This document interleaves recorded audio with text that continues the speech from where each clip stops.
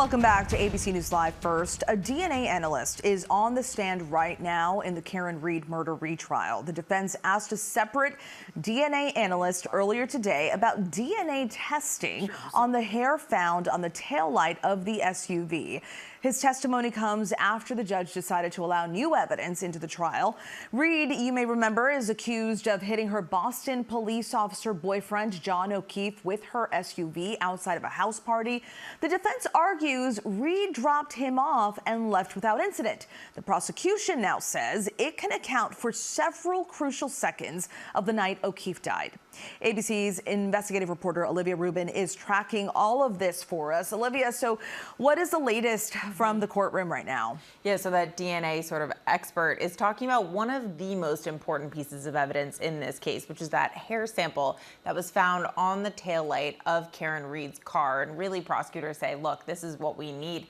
A hair of John O'Keefe on the taillight. That's evidence that she hit him.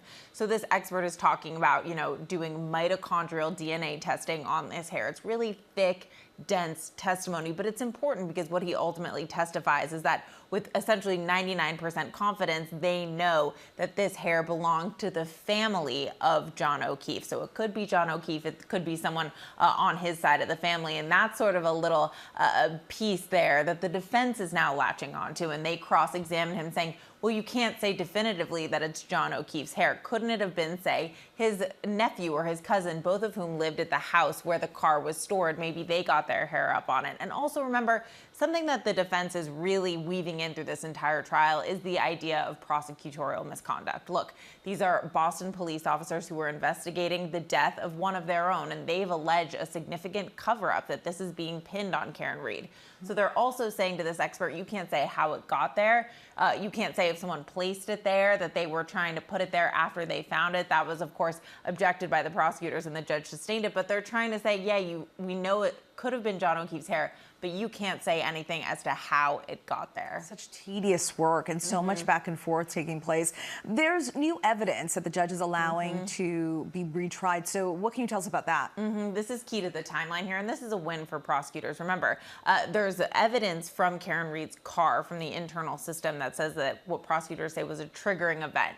They say this is evidence from the car that shows that there was a collision around 12:31 in the morning. They say that's the moment she hit John O'Keefe. But there's also evidence from John O'Keefe's phone that says that he locked his phone manually 30 seconds later. And that's been key for the defense because they say that's evidence he wasn't hit at that time. If he was knocked out, rendered unconscious on the side of the road, he wasn't playing with his iPhone.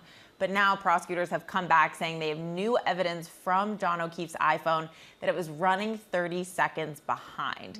That would perfectly align the collision with just after the iPhone was locked. And of course, the defense isn't happy about this because this undermines a key aspect of their defense, saying that it doesn't line up.